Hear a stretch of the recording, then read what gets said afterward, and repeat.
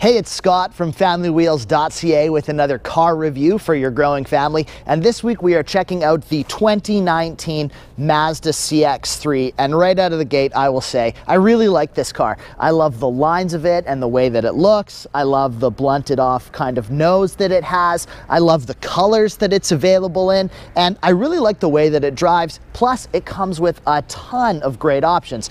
But if you're looking at it and thinking, it might be a little bit small, well, that's because it is. The CX-3 is the smallest in Mazda's CX crossover line, but is it enough for you and your growing family? Well, there's only one way to find out. Let's test it out.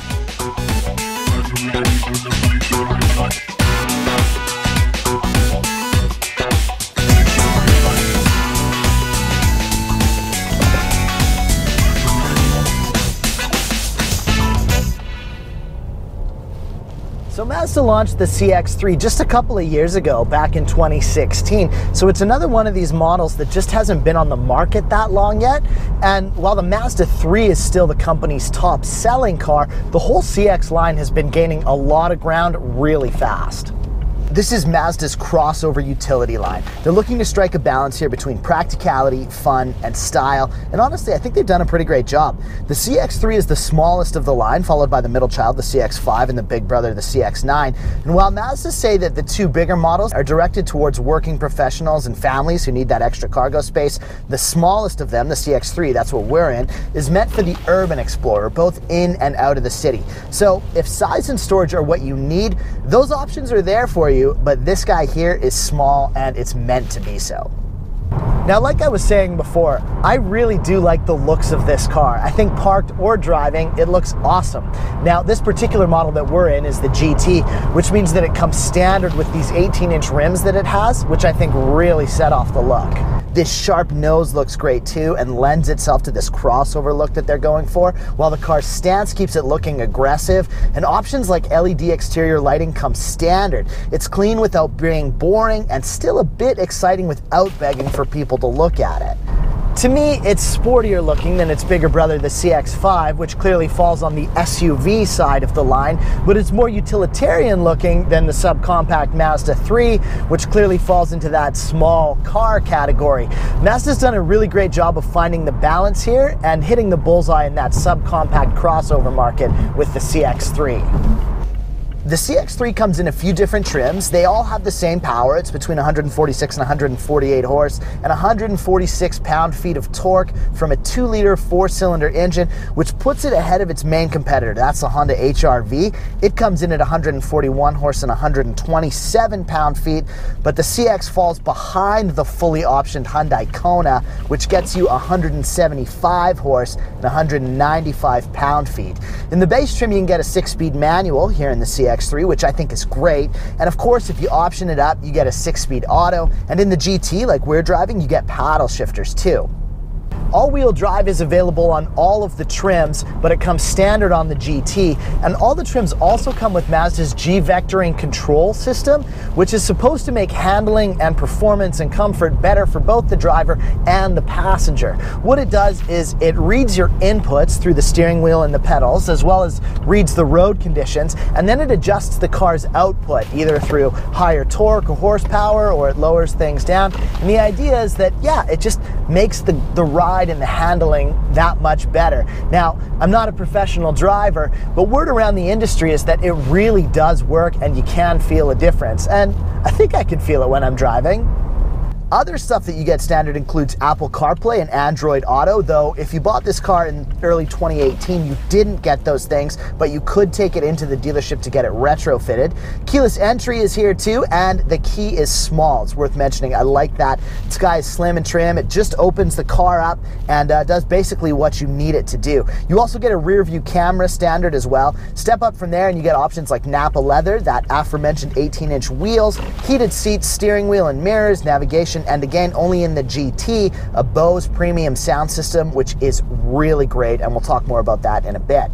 Another feature that I definitely think is worth mentioning is the price. So you can get the base model CX-3 for under 21K, and this model, the GT, with all of the options that you want and need, is out the door for under 33 grand. I mean, I think that's a really great value for getting everything you want and need in a great looking, very usable, and fun to drive car. What's even better is the savings continue into daily use. We averaged 8.4 liters for 100 kilometers over a week of driving, which works out to 28 US miles per gallon. And like I mentioned earlier, driving the CX-3 is great. I mean, yeah, okay, it's not crazy powerful, but it doesn't need to be. It's plenty peppy, and it does handle like a dream thanks to that all-wheel drive and the G-vectoring control system that I was mentioning before. The car feels like it's well planted in the road. It's comfortable through the corners without giving up its stickiness. And you can switch it to sport mode, but to be honest, I didn't really feel like it made too much of a difference. And you can shift it manually or with the paddles, but for me, without a clutch, I don't really see much point. Just put it in gear and go, and you're gonna have plenty of fun. Now that said, I wouldn't balk at a more performance-oriented version of the CX-3. I mean, who would, right? Wouldn't you love to see a Mazda Speed CX-3? Well, the slightly larger CX-5 is available with a turbocharged 2.5 liter, and I couldn't help but wonder if Mazda had considered something like this for the CX-3. I asked them, but I was told there's no plans at this time, but come on, a guy can dream, right? I'm also talking with Mazda about getting into the turboed CX-5 in the coming months as well, so we'll see if it's all it's cracked up to be, but for now, the CX-3 holds its own just fine. The interior is great too. The seats are comfortable and supportive, and the cockpit is spacious enough for a car of this size. The instrumentation is really well laid out, nothing is too cluttered or busy, and everything is really easy to find when you need it, and the fit and finish are right on par for what you would expect from a car in this category. And the infotainment system is pretty good. You navigate it through one of these wheels like so many of the new cars have, and while I don't normally love these, this one, it's pretty good too. The placement of it is basically perfect. It's right here where my hand falls when using the armrest, and the other controls there are helpful too, with buttons to take you straight to menus for music, navigation, or the home screen. These help you get around the tech just a bit quicker, and the master volume knob is also right here.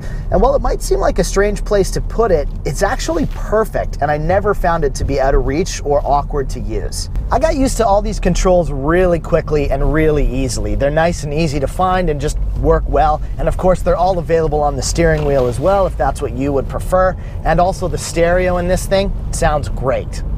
The speakers, like I mentioned, are from Bose, which gives the system both a high-end sound and just a high-end feel. And the Bluetooth connection in this car is one of the most seamless I've ever used.